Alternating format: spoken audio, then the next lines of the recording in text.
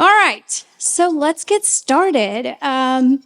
First day at Healthcare Advocate Summit, and we are going to talk about reducing financial toxicity for patients and providers.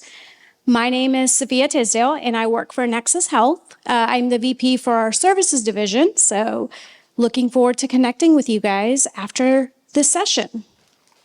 Can you guys hear me okay? Okay. Perfect. So let's talk about what are we going to talk about in the next, hopefully, 45 minutes. Maybe 40 minutes, it may be 50 minutes, but after this, we get to go drink, right? So we'll be okay. Why are we here? That's going to be one of the first questions I'm going to ask all of you guys. The next thing we're really going to talk about is what we're here for, is the impact of financial toxicity on patients and providers. The life cycle of a patient workflow. What does that mean? I know all of us come from different areas of this world, and we all have different workflows. But with that, we want to focus on patient assistance. That is what's causing the toxicity for our patients. And let's not forget the providers. And then how does patient assistance benefit patient provider organizations? With that, what are we going to take out of this room when we leave? And what are we going to do for the rest of the few days that we have at this amazing conference? So, first question for me. Why are we here? So, let's just take a minute. What are we doing here? Why are we at this conference? What does it mean? We're attending this summit called Healthcare Advocate Summit. What is it for? Who are we here for? We're here for one person, and that's a patient. We're here for the patient. Now, it doesn't matter where you come from, if you come from the pharma world, if you come from a provider practice, if you are a provider, if you're coming from a software company, it doesn't matter where you come from, but we're here for one person or one people.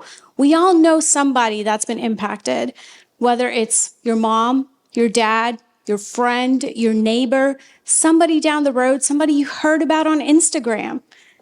There's somebody that's being impacted, and it's a huge impact. So we're going to do something about it. We're going to talk about how can we prevent that? How can we help? Even if it's one simple thing. You guys have seen it, right? Where they say, share, give us a like, whatever it is, to help. And that's really what we're going to do.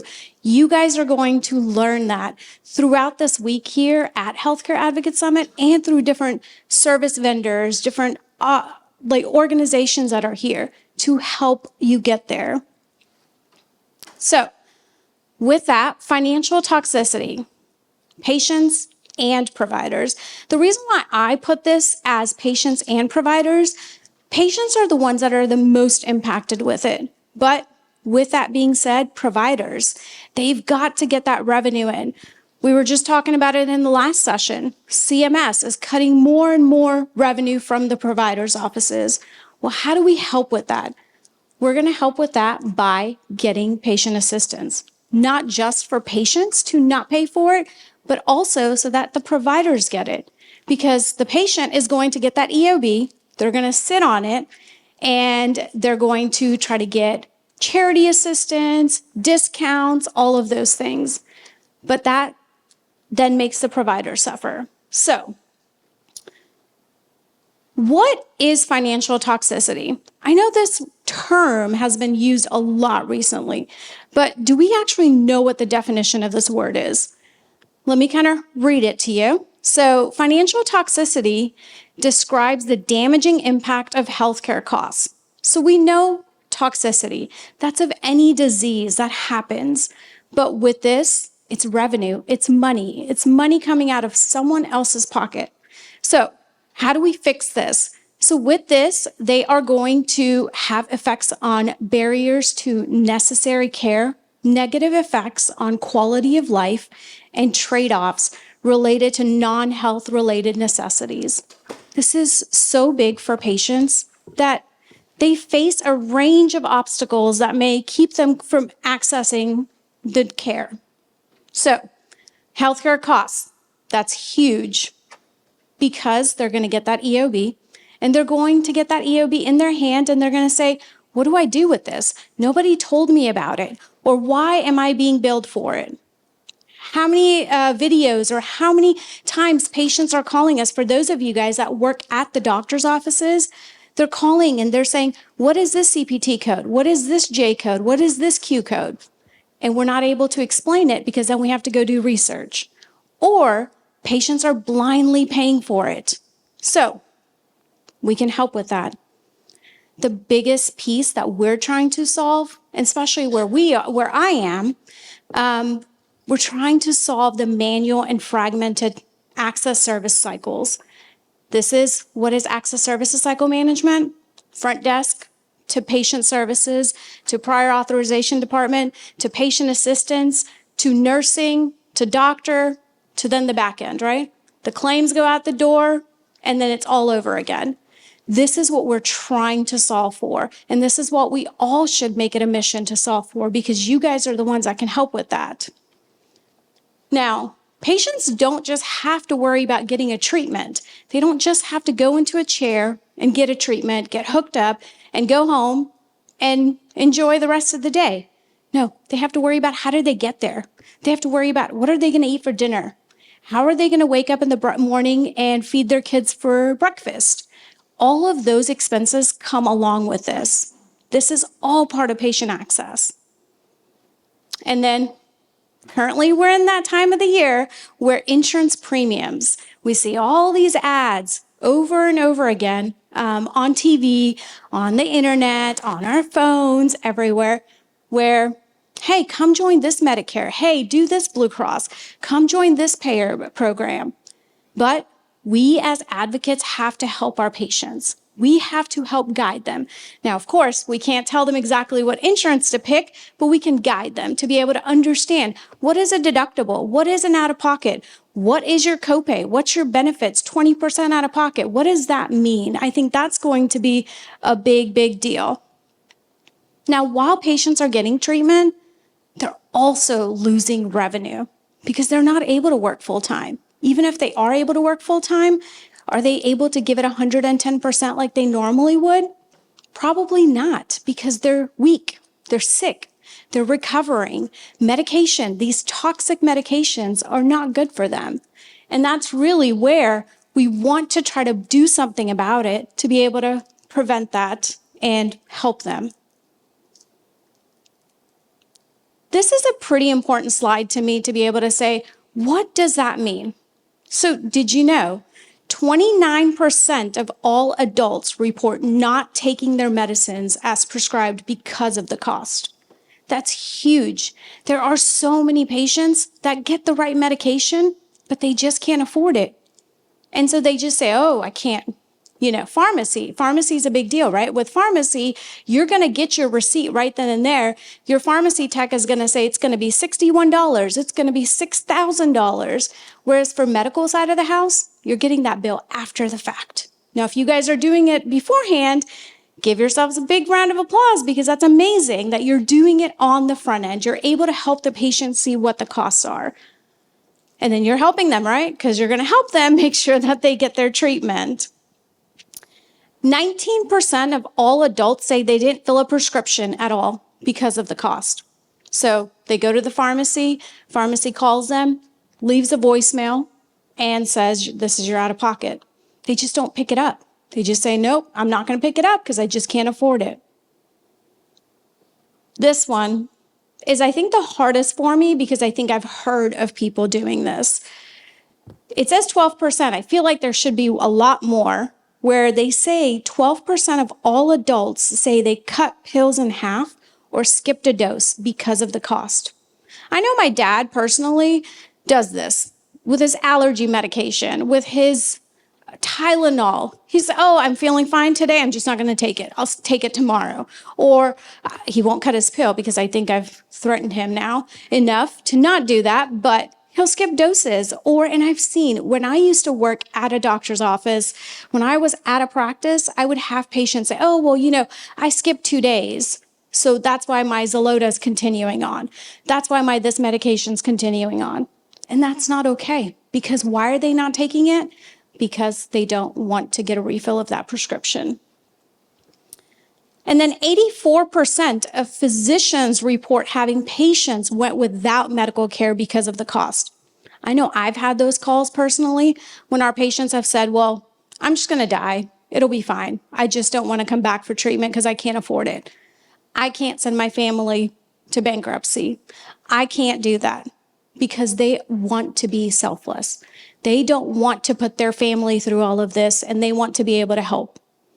So they think the easiest thing is, let me just not get my treatment and it'll be okay. But guess what? There is resources. There are so many resources out here that we can help as advocates to the patients. With that being said, Americans aged 19 to 64 years who experience medical bill problems said 37%. That's huge. I don't know what kind of savings a 19-year-old would have, but 37% of them used all their savings to pay their medical bills. 31% took on credit card debt. We've all heard of those credit cards, right? That say, we'll pay for it. And at the beginning, that credit card, which shall remain unnamed, said they'll go ahead and cover all therapies. Quickly learned some of the disease states where patients don't live. And they said, okay, we just won't cover that anymore. 26% were unable to pay for basic necessities. So yeah, I'm going to the office. I'm going to go get my treatment. I'm going to go to work. I'm going to do all of that. But they can't afford basic stuff like heat, food, or rent.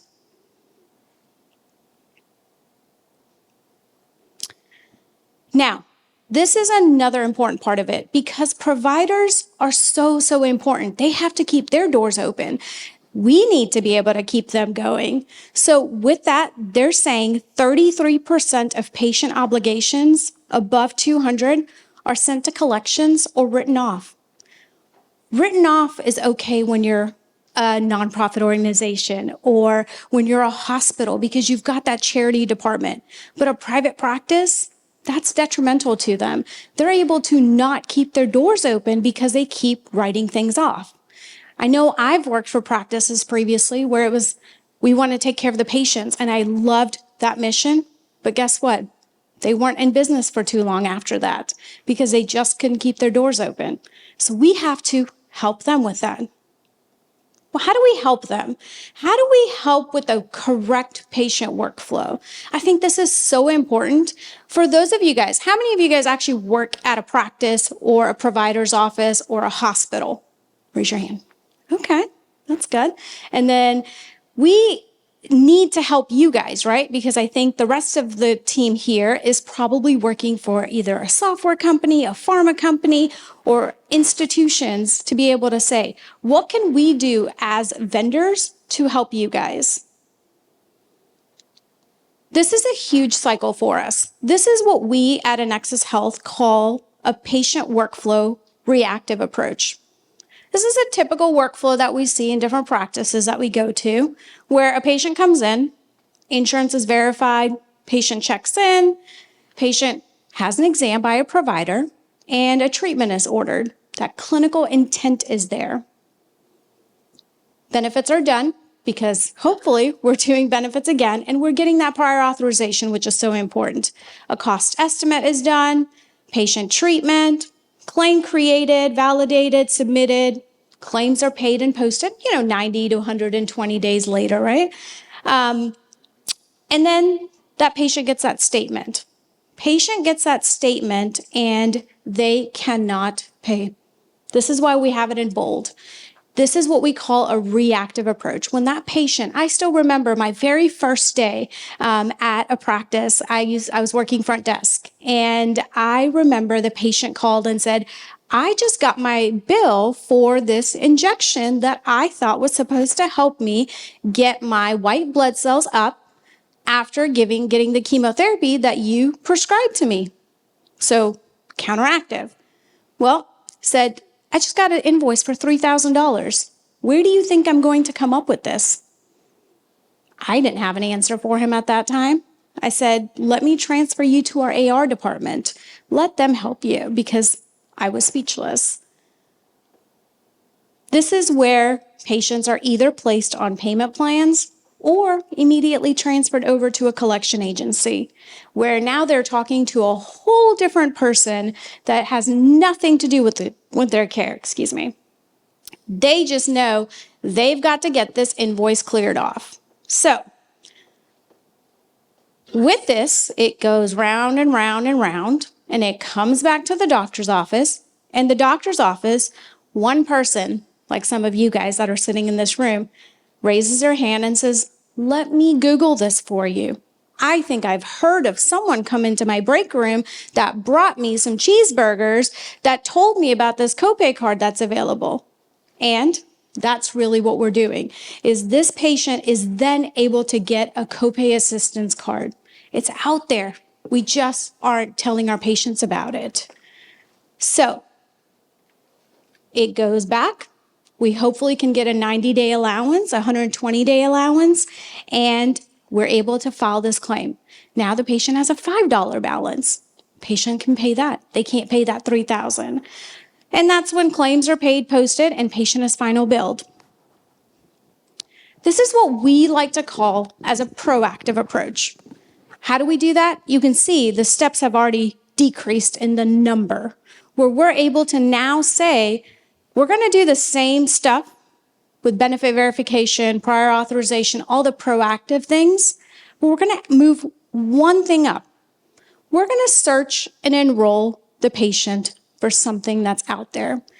That is, it doesn't matter what software, what vendor, what Google you use. We want to try to make it simple for you guys, for the patients, for the providers. And that's really what we want to do, is we want to be able to search and enroll patients in commercial copay programs, foundation programs. They're all here today, most of them at least, transportation, and custom programs. We're going to talk about a few of them in just a little bit. But there are so many programs out there that are waiting to be used and that are saying, hey, we've got the funding open. Come take advantage of us. Patients getting their cost estimate, they're able to then say, okay, I can afford this treatment. I don't have to cut my pill in half. I don't have to skip my doses, and I can come for my treatment. And yes, I know I can't go to work every day, but I'm able to still continue my treatment and still my bank account won't be negative. Patient gets that treatment in peace. Part of this is also that psychosocial. If we're helping the patients with the financial toxicity, we're helping the patient get better, one step at a time. And that's really what we're doing here. Claims are paid, posted, and patients, there are no surprises on the back end. We're not able to get patient doesn't get a bill at the back end and says, how do I pay for this? What do I do for this? I'm just not going to go to my next treatment, because that just causes more and more work for the provider's office. So what types of patient assistance are there? Have you guys all heard of copay assistance and foundations? Yes? Most? No? Okay, well, we could talk about this. This is what we're here for, is every drug, most drugs, branded drugs, have copay assistance. There are charitable foundations that are available. All it needs is a patient's diagnosis. And for select foundations, you have to have an income criteria. They don't just give patients money just because they need it. But patients like you and I in this room, there is no income criteria from the commercial copay programs. You basically, if you're getting that treatment, these drug companies, these pharma companies, manufacturer companies are handing out $15,000, $20,000, $25,000 to help you get your treatment in peace. And we need to take advantage of that. So I'd love to talk to anybody further about the copay assistance, but I want to make sure we focus in on some of the other things that are available as well. First bullet on here, free drug. There is free drug available for patients that need it. If they can't afford it, if there is no foundation available, if there is no copay assistance available, free drug is an option. That shouldn't be our first source. That should be our second or later. But there is free drug available for most of the treatments that are out there. financial assistance to pay for prescriptions, medical treatments, insurance premiums, and other out-of-pockets. Did you know there's even foundations out there that'll cover your premium? It's not just for your treatment, but it's going to cover your premium. And that's what we need to look for. Travel, lodging assistance.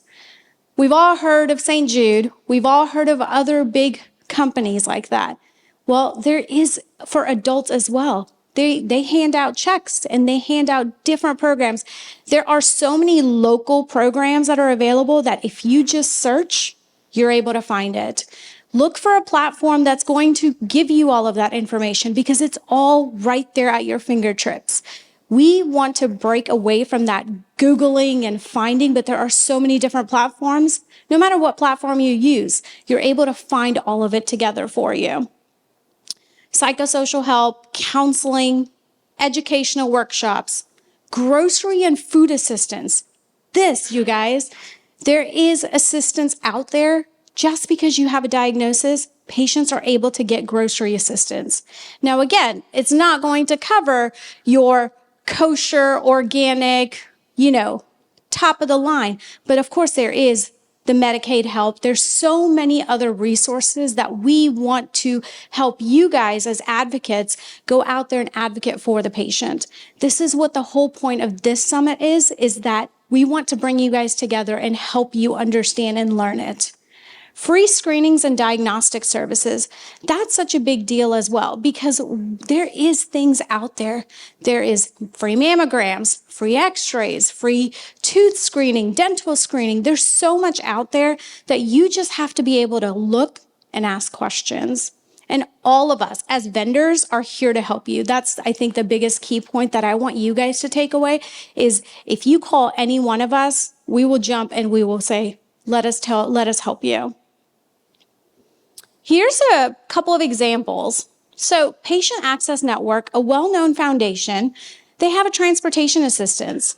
They give up to $500, not up to, they give $500 per year to cover airfare, car rental, Ubers, taxis, gas, lodging, non-emergency medical transport, parking, and public transportation. You know how you get it? You go on their website and you apply. Simple as that. Little bit of paperwork, but it's all right there at your fingertips. This was a really cool one that I found, Bringing Hope Home in the greater Philly area. Directly pays household bills for families that are struggling financially because of a cancer diagnosis. Includes rent, mortgage, electric, gas, oil, water, etc.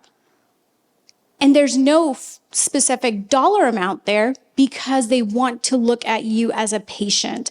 They want your patients to be able to get that help, and they're able to say, we'll give you $1,000, we'll give you $3,000, we'll give you $10,000 because they've got that resource. They've got the different companies that they work with. Leukemia and Lymphoma Society, LLS. There is a pay-it-forward patient travel assistance program. Same thing. $500. You basically submit an application that has this patient's diagnosis, and they're going to give you that. One of my favorite ones is this stipend. It is so simple. I try to get everybody, all of my patients to sign up for this. You have to have a diagnosis. That is it. And they will mail you a $100 check as long as your physician signs off. It's one page. It's not even a one page. It's a quarter of a page of form. You complete it, you fax it over, and the patient gets a $100 stipend. Used to be $150, decreased to $100, but it's out there. This is just for having a diagnosis. There are no income criteria to qualify for this program. Patients can be insured or uninsured. That is directly from their website, so I am not making this up, but this is the kind of stuff that we want you guys as advocates to go out there and advocate for your patients so that they are not suffering. They're not just saying, how do I pay $100? How do I pay $50? So, we talked about patients, but what about providers? How do they benefit from this? So, improving the revenue source stream for your organization. By connecting more patients with financial assistance and other services, you support your patients and increase your bottom line. So we talked about that. Patient gets that EOB, and there's that EOB that says, I paid my part, now it's your turn. And the provider says, here, patient, pay your piece. The patient says, I can't pay for it. Go back and forth and try to figure out, what can we do? Well, patients can help, providers can help patients by going out there and looking and seeing what else is available for these patients. Remember, the longer that AR sits on your books, the more it's costing you, because that money is not in your bank. So go out there and help the patient. With that, revenue capture, that's a big, big deal. Making sure those diagnoses, making sure those dosages are accurately billed, because that's important. Not only for you, because if we're going out there and getting revenue from patient assistance programs, from commercial copay cards, for example, one of the big pharma companies is offering $20,000. If they're going to offer $20,000, but you're incorrectly billing, you're losing out as a provider. Patient is going to get exactly what they need to from the different pharma companies, different manufacturer programs, but the provider is who's suffering in this case, because you're wrong billing. You did not bill correctly, and now the patient is going to not be responsible for it, but ultimately you're kind of taking the hit for it as a provider. So what comes next?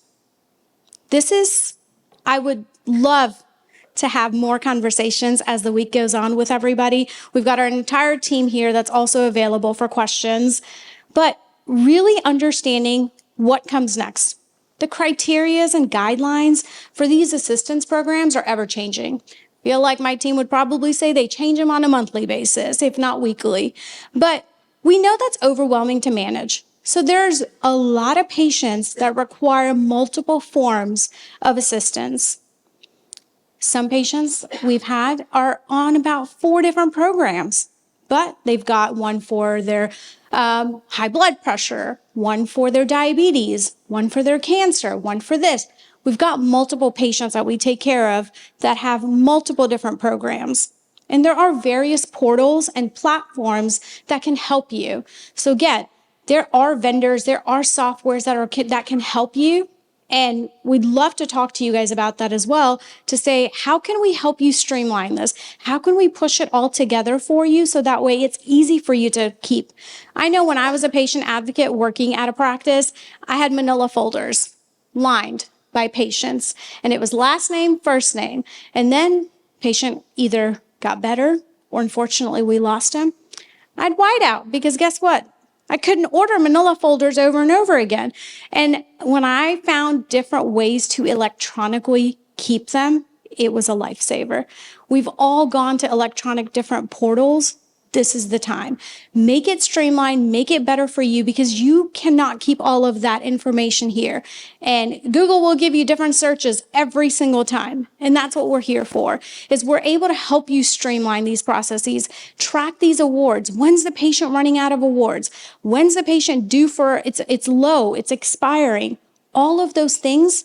I remember I used to have calendar. I feel like you're nodding. You're like, this is great, because we used to do this where we would mark it on a calendar and we'd say this patient is about to expire. The grant is coming up for a renewal. Hey, I haven't used this grant in 60 days. I need to go ahead and call them and say, is the grant still open?